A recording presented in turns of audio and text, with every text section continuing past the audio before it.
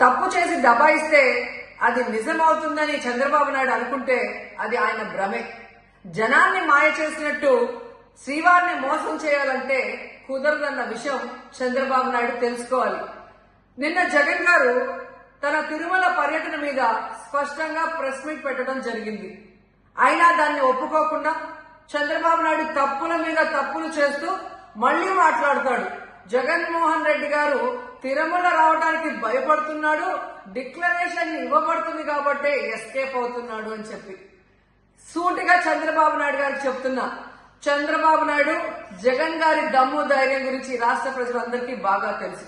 నిన్న కూడా ఆయన భయపడేవాడైతే అంత స్పష్టంగా ప్రెస్ మీట్ పెట్టి ఏ విధంగా తన మతం మానవత్వం, తను ఏ విధంగా బైబిల్ చదువుతారు, బయటకు వచ్చినప్పుడు హిందువుల మనోభిప్రాయాన్ని గౌరవించి గుళ్లకు వచ్చి పూజలు చేస్తారు, అలాగే మసీదులకు వెళ్లి ఎలా పూజలు చేస్తారు, అలాగే సిక్కుల్ని గౌరవించి ఎలా వాళ్ళ పూజలు చేస్తారో చెప్పడం జరిగింది.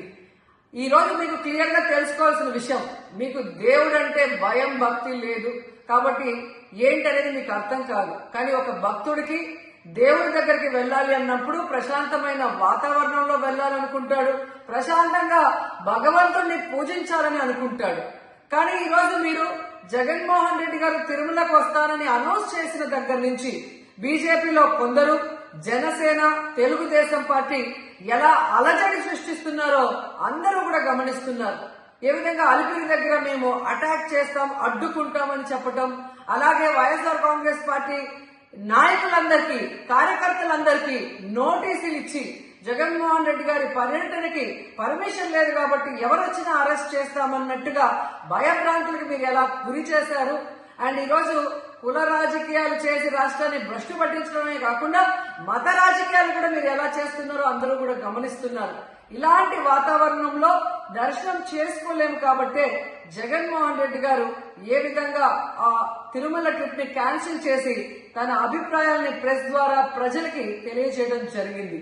సో నిజమైన భక్తుడు జగన్మోహన్ రెడ్డి గారు ఎప్పుడైనా మళ్లీ వెళ్లి వెంకటేశ్వర స్వామిని దర్శించుకోగలరు. 5 సంవత్సరాలు తన తండ్రి మరి ముఖ్యమంత్రిగా వెంకటేశ్వర స్వామికి పట్టు వస్త్రాలు ఇచ్చారు. జగన్మోహన్ రెడ్డి గారు 5 సంవత్సరాలు మరి పట్టు వస్త్రాలు ఇచ్చిన తర్వాత ఈ నీచమైన రాజకీయాలు చేస్తూ డిక్లరేషన్ పేరుతో మీరు మాట్లాడుతూ ఎవరు అడ్డుకున్నారు అని చెప్పి మళ్లీ దిగజారుడు రాజకీయాలు చేస్తున్నారు.